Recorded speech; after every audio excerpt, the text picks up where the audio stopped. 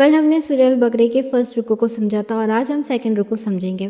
Day 3 of understanding the Quran in the easiest वे। क्या आप जानते हैं सूरह अल-बकरा के इस हिस्से में अल्लाह ताला हमें मुनाफिकीन की निशानियां और उनका अंजाम बताते हैं।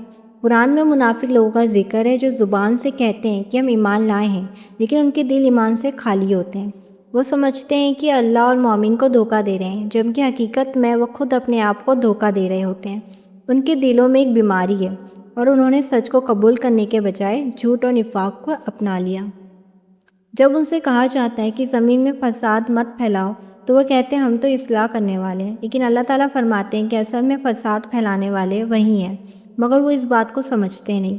और जब उनसे कहा जाता है कि ईमान लाओ जैसे दूसरे लोग ईमान लाएं, तो वो मौमिन को बेवकूफ़ समझते हैं, जबकि हकीकत में बेवकूफ़ वही होते हैं। जब मौमिन से मिलते हैं तो कहते हैं हम ईमान लाए हैं, और जब अपने साथियों के पास जाते हैं तो उनका मजाक उड़ाते हैं। ये वो लोग हैं जिन्होंने हिदायत के बदले गुमराही को ख़रीद लिया, इसलिए उनकी ये तिजारत उनके किसी काम न आई। फिर अल्लाह ताला उनकी दो मिसालें बयान करते हैं।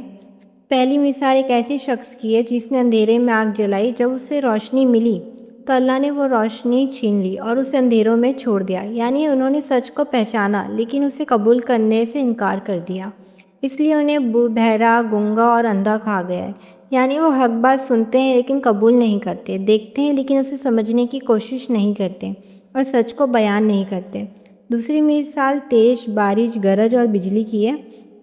जब बिजली चमकती है तो उसकी रोशनी में चलने लगते हैं, और जब अंधेरा हो जाता है तो रुक जाते हैं। यानी जब दिन में आसानी, फ़ायदा या अपनी मर्ज़ी की बात नज़र आती है तो साथ चलते हैं, लेकिन जब आजमाइश, मुश्किल या कुर्बानी का वक्त आता है तो पीछे हट जाते हैं।